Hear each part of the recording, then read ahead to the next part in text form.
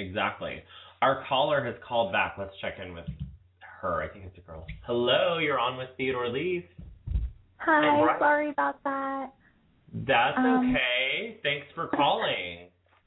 I was wondering, what's a really good way to transition your haircut into like the summer without taking off a lot of length? So to transition your haircut from like spring to summer? Yeah. Without taking out a lot of length. So are you looking to do like a style switch up? Yeah. I really don't know how to style it for the summer. I mean, it's hot and I want it out of my face. Where are you calling from? San Diego, pretty much San Diego. LA. Okay, yeah. So it gets really warm and you just don't feel like, turning on the blow dryer and things like that. It just can get annoying. Is your hair wavy or straight?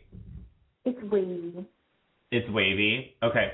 One of the things that I really love to do when you're feeling like you're in between haircuts is try like a side braid so that you can change what you're seeing around your face and let your texture be natural. And the best way to do that is to put something in your hair when it's wet.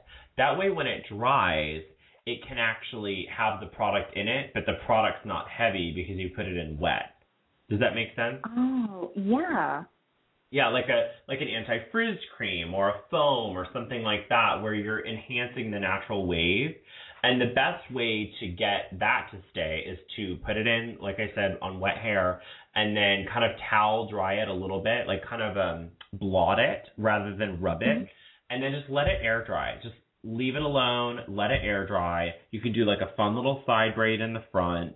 That's a fun way to sort of switch it up, and you didn't have to cut your hair. But if you wanted to go in and get a haircut that's sort of transitional between spring and summer, you could try like a side fringe or something like that where you can get something a little bit different, but you don't have to lose length.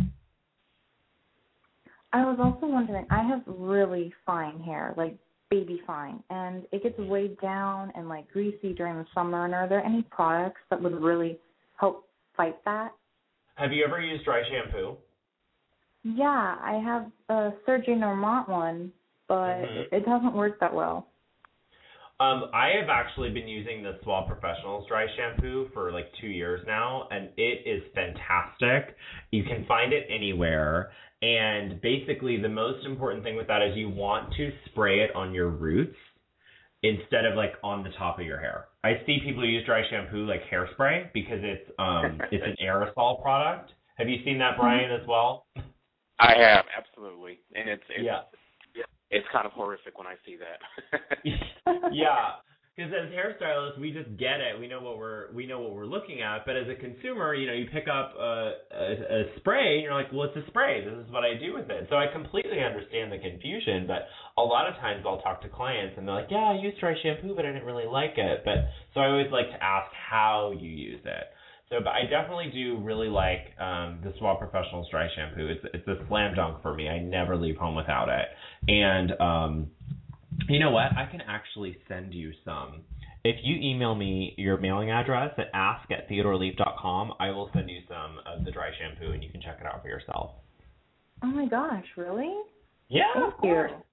Absolutely, no problem. I can make things happen here. I've been applying it. I use like a teasing brush, and I get like little sections, but it usually just falls flat, and I hate that. Yeah, no, you don't need, especially in the summertime, it's like don't tease your hair, don't bother with that. Just let it air dry, keep it simple, try a couple fun braids. There's so many tutorials out there. If you want to wear your hair up, I have a really good tutorial for like a French braided top knot.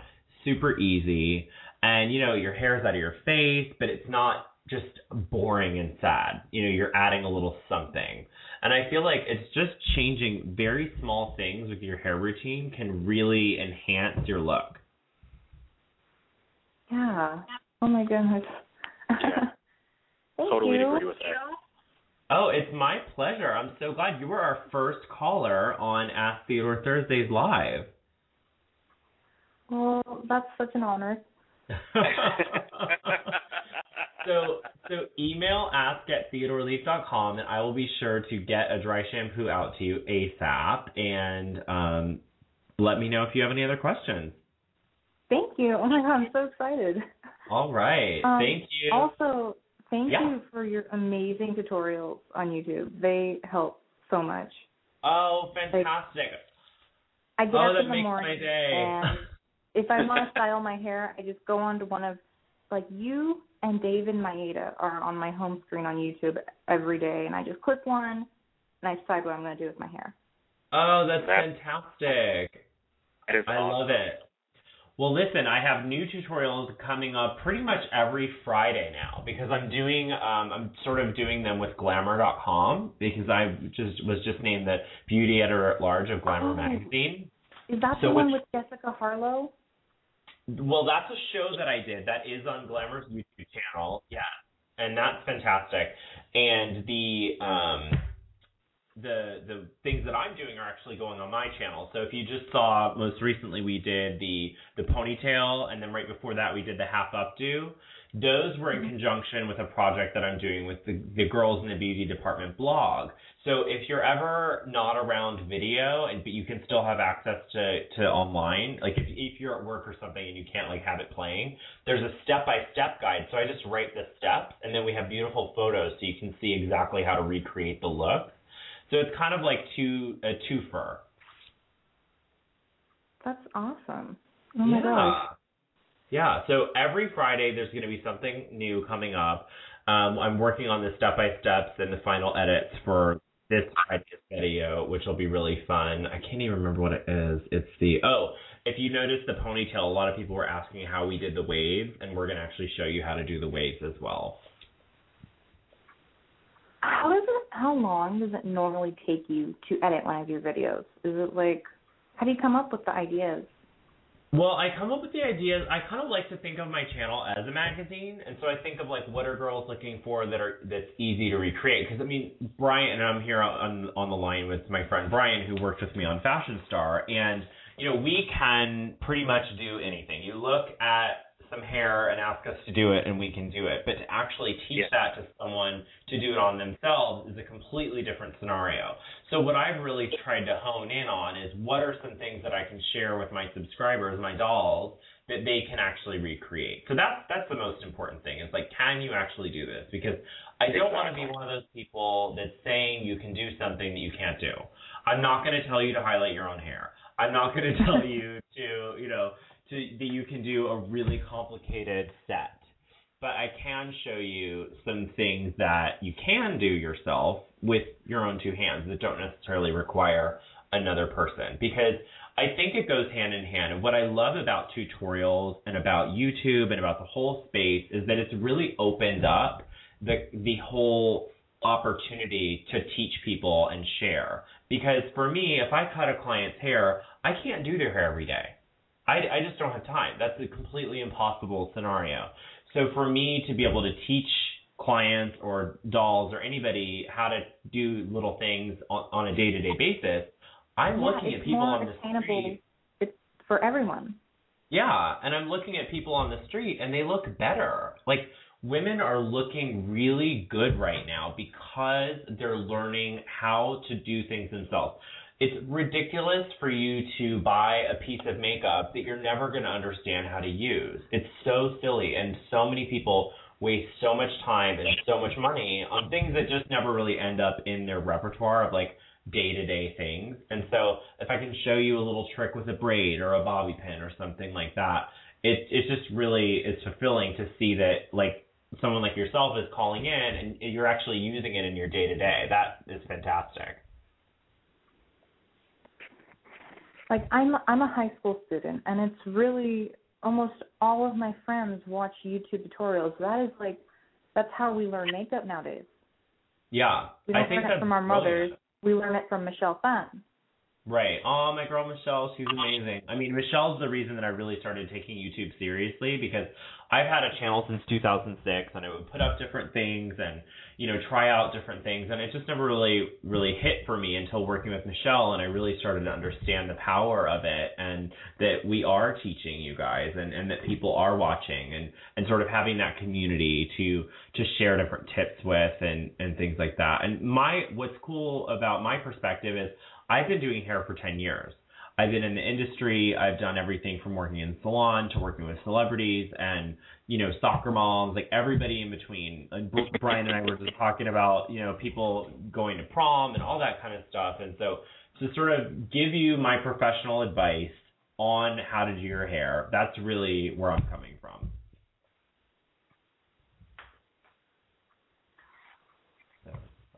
Are you still with us? Oh, yeah, sorry. Perfect. No, that's okay. How did you really get into hairstyling? Oh, that's a funny story. I think Brian knows this story as well.